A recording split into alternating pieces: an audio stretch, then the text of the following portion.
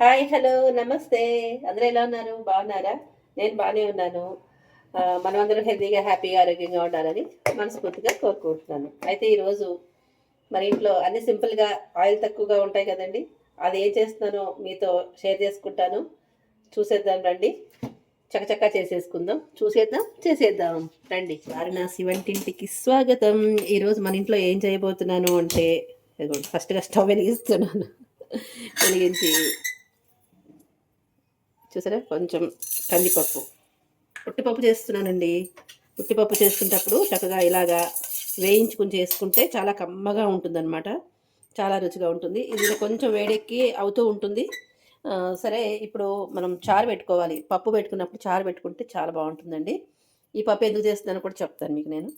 అయితే ఈ రసంలోకి మొత్తం ధనియాల రసం అండి. ధనియాలు, ఉప్పు, చింతపండు, ఒక 2 రెక్కలండి చింతపండు, చాలా చిన్న కొద్దిగా వేసుకున్నాను. మనం కొంచెమే పెట్టుకుంటే సరిపోతుంది. అలాగే బెల్లం, పసుపు, ఒక పచ్చిమిరపకాయ కొంచెం తుంచుకున్నాను. ఎక్కువ కారం అంటుకుంటుందని చెప్పి ఇలా పెట్టుకున్నాను. కరివేపాకు, ఎండిపోయిన కరివేపాకు. నా దగ్గర ఇదే ఉంది, అందుకే ఇదే వేసాననమాట. దీనికి సరిపడా నీళ్ళు పోసేసుకుందాం. దీన్ని కూడా స్టవ్ మీద పెట్టేసుకుంటే అలా మరుగుతూ ఉంటుంది. కొద్దిగా కావాలంటే నీళ్ళు పోసుకోవచ్చు. అంతా మరిగిన తర్వాత తక్కువైపోతుంది కదా, అందుకని మాకైతే మామూలుగా సరిపోతుందిలేండి ఇది.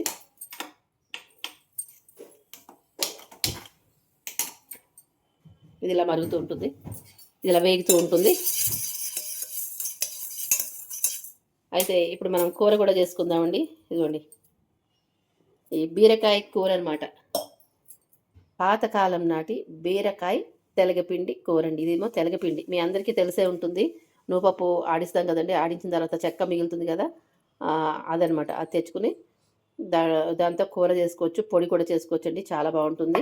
ఈ ఈ తెలగపిండిలో మంచి బోల్డని పోషకాలు ఉంటాయన్నమాట. మనం పిప్పిగా దాన్ని పడేస్తాం కదా, దాంట్లోనే చాలా పోషకాలు ఉంటాయి. అందుకని ఇది పాతకాలంలో బాలింతల పచ్చాలకి చేసి పెట్టేవాళ్ళు అనమాట. డెలివరీ అయిన తర్వాత బాలింత కోసం అని చెప్పి, పచ్చాల కోసం అని చెప్పి ఇట్లా చేసేవాళ్ళు. ఈ తెలగపిండితోటి చాలా రుచిగా ఉంటుందండి, సూపర్గా ఉంటుంది. ఈ బీరకాయ మా వారు తెచ్చిన బీరకాయలు ఇవ్వండి, వాళ్ళు ఇస్తారు, చెప్పాను కదా, వాళ్ళు ఇస్తారు. ఇచ్చే బీరకాయలు అంటే ఇచ్చేస్తారు. ఇగో చూసారా ఎంత ముదిరిపోయిందో ఈ బీరకాయ, అసలు తెంపడానికి కూడా రావట్లేదు, ఇంత ముదిరిపోయింది. తెచ్చిన బీరకాయలో 1.5 బీరకాయ ఇలా అయిపోయిందండి. అంటే హాఫ్ ముక్క కొద్దిగా బాగానే ఉంది. ఇంక ఇవన్నీ కూడా ఇంచుమించుగా అలాగే కొన్ని కొంచెం లైట్గా ముదిరాయి అనమాట. అయినా సరే వదలకుండా మనం కూర చేసేస్తాం. అన్నీ పాడేసుకుంటే ఎలాగండి, నిన్న డబ్బులు పెట్టి కొనుక్కున్నాం కదా. ఆల్మోస్ట్ 2 బీరకాయలు, ఒక చిన్న మొక్కే కొంచెం మొదల మొక్క బాగుంది, మిగతాదంతా ముదిరిపోయిందనమాట. 1.5 ముక్క పాడైందని చెప్పాను కదా, అదే అనమాట అదంతా. ఇవన్నీ కొంచెం అటు ఇటుగా ఉన్నవి నేను ఇంక వదలకుండా కూర అయితే చేసేస్తాను. కూరకు కావాల్సినవి ఉల్లిపాయలు వేసుకునే వాళ్ళు ఉల్లిపాయలు వేసుకోండి, వద్దనుకున్న వాళ్ళు ఉల్లిపాయలు స్కిప్ చేసేసుకోండి. నేనైతే ఈరోజు ఏది అంటే చేసుకునే రోజు అనమాట. మేము తింటాము, పండుగలు అవి ఏం కాదు కాబట్టి, ఉట్టి రోజుల్లోనే తింటాం కాబట్టి ఉల్లిపాయలు వేసుకుంటున్నాను. వెల్లుల్లిపాయలు కూడా వేసుకోవచ్చండి. ఇక్కడ పప్పు వేస్తున్నాను అనమాట, మళ్ళీ మాడిపోతుందని నేను మాట వేస్తూ చెప్తున్నాను, అదే సౌండ్ వస్తుంది. అయితే పచ్చిమిరపకాయలు, కరివేపాకు, తెలగపిండి పెట్టేసుకోండి. మనం చక్కగా కూర చేసేసుకుందాం. పప్పు అయితే వేగిపోయింది. పప్పుని కొంచెం వేగిన తర్వాత ఆపేస్తా, స్టవ్ ఆపేస్తే కడిగేసుకుని కుక్కర్లో పెట్టేసుకుంటాను. అయితే ఈ రెండు ఎందుకు చేస్తున్నానంటే, ఈ పప్పు ముద్దపప్పు ఎందుకు చేయాలి అనుకున్నానంటే, ఇదిగోండి, ఇది ముక్కల పచ్చడి అనమాట. మామిడికాయ ముక్కల పచ్చడి మీ అందరికీ తెలుసు. మెంతి బద్దలు మన ఛానల్లో కూడా ఉంది, చాలాసార్లు చూపించాను. చాలా ఈజీగా చేసేసుకోవచ్చు మెంతి బద్దలు అనేది. ఆవాలు, మెంతులు, ఎండుమిరపకాయలు, ఇంగువ వేయించేసుకుని చక్కగా పొడిలా చేసేసుకోండి. ముక్కలు తరిగేసుకుని, మామిడికాయ ముక్కలు తరిగేసేసుకుని దాంట్లో ఆ పొడి వేసేసుకోండి. పొడి వేసుకుని ఉప్పు, సరిపడా ఉప్పు, కొద్దిగా పసుపు వేసుకుని కొద్దిగా ఆయిల్ కాచేసుకుని దీంట్లో పోసేసుకోండి. అంతే, అయిపోయింది. చూసారా మెంతి బద్దలు ఎంత చక్కగా చెప్పేసానో, చాలా ఫాస్ట్గా అయిపోతుంది, ఈజీగా అయిపోతుంది, తక్కువ ఆయిల్తో చేసేసుకోవచ్చు. అదనమాట ఆ పచ్చడి చేసి పెట్టాను. మెంతి ముక్కలు ముద్దపప్పులోకి చాలా బాగుంటుంది అనమాట. ఈ కూరలో కూడా చాలా బాగుంటుంది, కమ్మటి కూర కదా, అందుకని పుల్లగా ఉండేవి నంచుకుంటే బాగుంటుంది. అందుకని చారు కూడా పుల్లగా ఉంటుంది కాబట్టి పెట్టాను అనమాట, సమంగా ఉంటుందని చెప్పి. ఇదండి. అయితే ఇప్పుడు పప్పు కడిగేసుకుని స్టవ్ మీద పెట్టుకుని కూర చేయడం చూపిస్తాను మీకు నేను. ఈ ముదిరిపోయిన ఏం చేయాలి, అవతల పాడేయాలి. మీ దగ్గర కంపోస్ట్ చేసుకునే వాళ్ళు ఎవరైనా ఉంటే కనుక, వర్మీ కంపోస్ట్ చేస్తారు కదా, అట్లాంటి వాళ్ళు కంపోస్ట్ బిన్లో వేసేసుకోండి. నాకు అవి ఏం లేవు కాబట్టి దీన్ని అవతల పడేయడమే, ఇంకా అంతే, బాధపడుతూ బయట పడేయడమే. చారు మరుగుతుంది, ఇందులో కొత్తిమీర కూడా వేసేసానండి. పప్పు అయితే విజిల్స్ వచ్చేస్తున్నాయి, డైరెక్ట్గా పెట్టేసాను చిన్న కుక్కర్లో. అయితే మనం ఇప్పుడు స్టవ్ వెలిగించుకుందాం, ప్యాన్ పెట్టుకున్నాం కదా.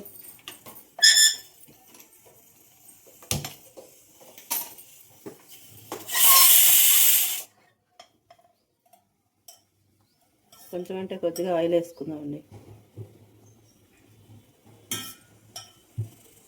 పోపు వేగాలి కాబట్టి ఆయిల్ వేసాను. ఒక 1/2 టీ స్పూను ఆయిల్,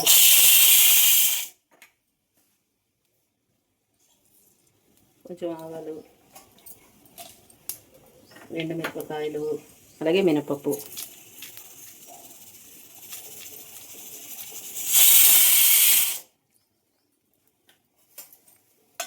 కొంచెం ఇది వేగిన తర్వాత ఈ పక్కకే వచ్చేస్తుంది కాబట్టి ఆయిల్ పక్కకి చేరిపోతుంది అనమాట. ఇది ఈ మధ్యలో ఉండదు.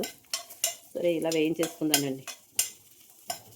నేను చేసే విధానం చూపిస్తున్నానండి. చాలా సింపుల్గా ఎలా చేసుకోవచ్చు, ఈజీగా ఎలా చేసుకోవచ్చు, ఆయిల్ తక్కువగా ఎలా చేసుకోవచ్చు అనేది విషయాన్ని మీకు తెలియపరచాలని చూపిస్తున్నాను. నచ్చిన వాళ్ళు తప్పకుండా ట్రై చేయండి.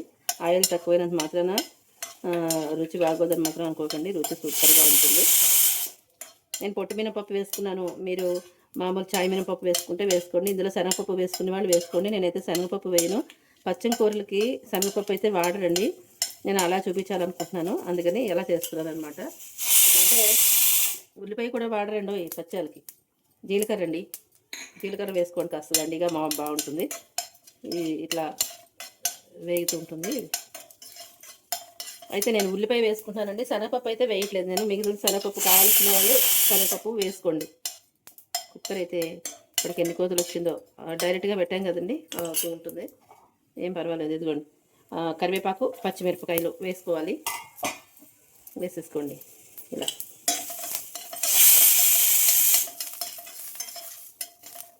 ఇలా పచ్చిమిరపకాయలు ఉడికిపోతాయి కాబట్టి వేగపోయినా పర్లేదు రండి. ఇప్పుడు మనం ఉల్లిపాయలు వేసుకుందాం. ఉల్లిపాయలు, ఈ బీరకాయ ముక్కలు కూడా వేసేసుకుందాం.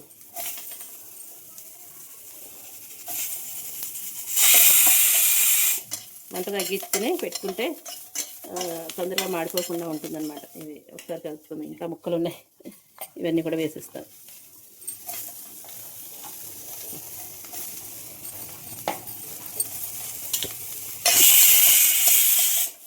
ఇప్పుడు మనం ఏం చేయాలి, ఆయిల్ తక్కువ వేసాం కాబట్టి వెంటనే ఉప్పు వేసేయాలి. ఉప్పు మామూలుగా కూడా వేసుకుంటాం అనుకోండి. ముందుగా కాస్త పసుపు వేసేద్దాం, ఉప్పు వేద్దాం, కూరకి సరిపడా ఉప్పు వేసుకోండి. ముందు తగ్గించి వేసుకుంటే తర్వాత కావాల్సి చూసుకుని వేసుకోవచ్చు. ఈ ఉప్పు వేసాం కదా, ఉప్పు వేసిన దానికి మనకి నీరు వస్తుంది. కొంచెం సేపు మూత పెట్టేద్దాం. ఇదే ఆయిల్ అండి, ఇంతకు మించి నేనైతే ఇంకా ఆయిల్ వాడను.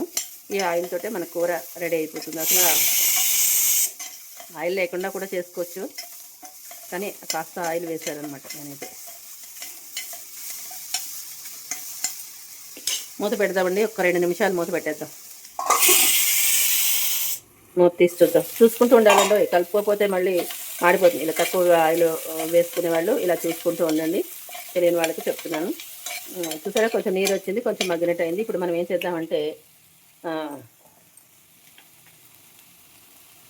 ఇది వేసేద్దామండి. తెలగపిండి వేసేసుకుందాం.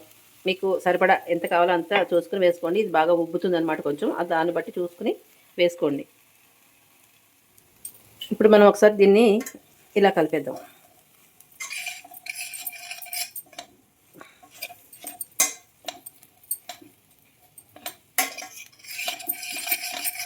ఇలా కలిపేసుకోవాలి.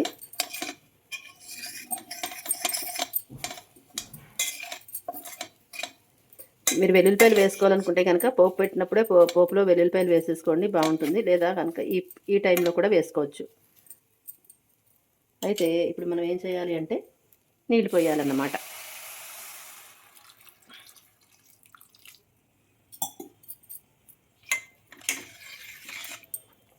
ఇది ఇప్పుడు ఇలా ఉంది కదండి, చూడండి. ఇప్పుడు ఇలా నీళ్ళలాగా పిండిలాగా ఉంది కదా. ఇప్పుడు ఆ ఉడికిన తర్వాత ఎలా అవుతుందో చూడండి చక్కగాను.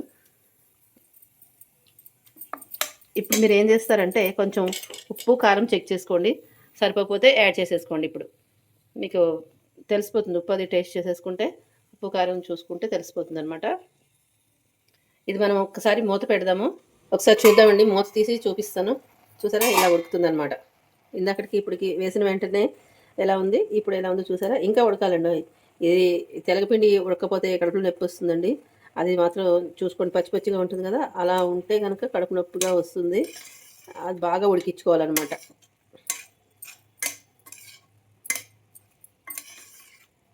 ఇది పాలు విరిగితే ఎలా వస్తుంది అలా వస్తుంది అనమాట. మనకి ముట్టుకుంటే తెలుస్తుంది, ఉడికినట్టు అర్థమవుతుంది. నీళ్ళన్నీ ఎగిరిపోయేదాకా ఉడికిచ్చేసుకుందామండి. మనం పోపు కూడా పెట్టేసుకున్నాం ఇందులోని. నీళ్ళు ఎగిరిపోతే కూర అయిపోయినట్టేనండి. చూసారా ఎంత చక్కగా కమ్మటి కూర, అసలు ఎంత కూర తిన్నా కూడా ఏం కాదు ఇది. రుచి బాగుంటుంది. అలాగే మనం ఇది తినాలి కదండి, తెలగపిండి అనేది తినాలన్నమాట. మన శరీరం గట్టిగా ఉంటుంది అప్పుడప్పుడు ఇలా తింటూ ఉంటే. పాత వంటలన్నీ కూడా హెల్త్కి చాలా చాలా మంచిది. అది కూడా తక్కువ ఆయిల్తో చేసుకుంటే ఇంకా మంచిది. ఇంకా ఆయిల్ విషయంలో మీ ఇష్టం అండి, మీరు ఎలా చేసుకున్నా సరే. నేను మీకు ఇలా చేసుకునే వాళ్ళకి చూపిస్తున్నాను అనమాట. విధానం తెలియదు కదా, తెలియని వాళ్ళకి చూపిస్తున్నాను. చూసి చేసుకునే వాళ్ళు ఇలా చేసుకోండి. కానీ బాలింతలకు మాత్రం చాలా చాలా బాగా ఉపయోగపడుతుంది. వాళ్ళకు కూడా నడుము గట్టే కావాలి కదండి, అందుకని చేస్తారనమాట. మనకి హోల్స్ స్ట్రాంగ్గా ఉంటాయి ఇలాంటివన్నీ తింటే కనుక, నడుము గట్టి ఉంటుంది. కలిపేసుకున్నాం కదండి, మూత పెట్టుకుందాం. ఇక చారు మరిగింది కానీ పోపు పెట్టేయాలి. దాంట్లో పోపు పెట్టుకోవడానికి పెట్టుకున్నాను. ఇదిగోండి పోపు వేయించే టెక్నిక్ చూపిస్తున్నాను మీకు. నేను కొద్దిగా ఆయిల్ వేసుకుంటాను కాబట్టి దాన్ని ఇలా చివరిగా వేసుకుంటే, మధ్యలో అయితే సరిగా రాదు, ఈ చివరికి వచ్చేస్తుంది కాబట్టి ఇలా వేయించేసుకుంటే తక్కువ ఆయిల్తో అయిపోతుంది. ఇంకో వేసుకున్నాను, ఆవాలు, మెంతులు, జీలకర్ర. ఈ పోపులో కనుక మీ దగ్గర కొద్ది కరివేపాకు ఉంటే కరివేపాకు వేసుకోండి. పోపులో వేసుకున్న కరివేపాకు చాలా బాగుంటుందండి. ఎంత ఉడికించుకున్నా కూడా ఇలా పోపులో కరివేపాకు వేసుకున్నాను అనుకోండి, ఆ టేస్ట్ డబల్ త్రిబుల్ అయిపోతుంది అనమాట. చాలా బాగుంటుంది. మనం పోపు అయితే వేగిపోయి ఆపేద్దాం. ఇప్పుడు ఇలా తీసుకొచ్చి నేను ఏం చేద్దామంటే, మనకి మా అమ్మమ్మ చెప్తూ ఉండేది, పోపు పెట్టినప్పుడు ఇలా ఇలా రావాలట. తీయమంటే అప్పుడు పోపుకి ఇవన్నీ ఫ్లేవర్స్ నేను పట్టుకుంటే బాగుంటుంది. ఆ సౌండ్ వస్తే బాగుంటుంది అంటూ ఉండేది మా అమ్మమ్మ. ఏంటో వల్ల నాకు తెలియదు కానీ చెయ్యమనాలట. చల్లగా అయిపోయింది అది కాకుండా వేడివేడిగా వేసుకోవాలని అర్థం. అర్థమైందా?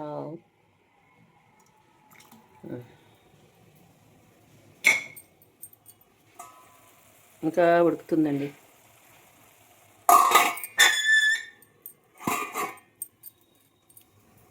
కొద్దిగా హై ఫ్లేమ్ పెట్టేశానండి, అది ఉడికిపోయింది కాబట్టి ఇంకా హై ఫ్లేమ్లో నీళ్ళన్నీ ఎగిరిచేద్దామని చెప్పి పెట్టేసుకున్నాను. ఇది కూడా మనకు చక్కగా ఉడికిపోయింది, బాగా ఉడికిపోయింది. తెలగపిండి కూడా చక్కగా ఉడికిపోయింది. ఈ కాస్త ఈ నీరంతా ఎగిరిపోతే ఇంకా కూర అయితే అయిపోయినట్టే. చూసారా ఇలాగా ఉడకాలన్నమాట. మీకు ముట్టుకు చూపిద్దామంటే వేడివేడిగా ఉంది ఇది. నాకు కొద్దిగా తీసి చూపిస్తాను. అబ్బా చాలా వేడిగా ఉందండి. ఇట్లా మెత్తగా ఇలా ఉడకాలన్నమాట. చూసారా ఇలా ఉంటుంది. పిప్పిలాగా అనిపిస్తుంది కానీ తింటే బాగుంటుందండి, రుచిగా ఉంటుంది. వెల్లుల్లిపాయలు వేసుకుంటే కూడా సూపర్గా ఉంటుందండి. నాకు ఇష్టమే, చాలా ఇష్టం వెల్లుల్లిపాయలు వేసుకోవడం. కానీ ఒలిచే ఓపిక లేదు, అవన్నీ ఒలుచుకోవాలి కదా. పొట్టుతో వేసేస్తే బాగుండదు.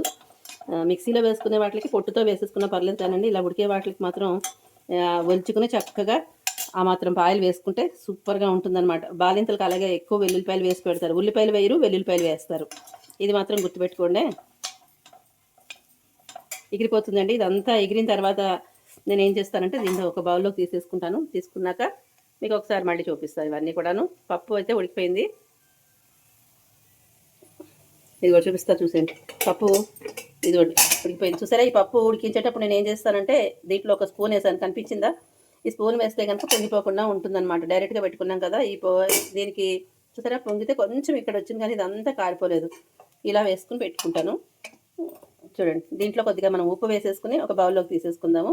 చారు అయిపోయింది, మెంతి ముక్కలు కూడా అయిపోయింది. అన్నీ ఒకసారి ఫైనల్గా మీకు చూపించేస్తాను. కూర స్టవ్ ఆపేద్దాం, తీసేసుకుందాం దీన్ని కూడా.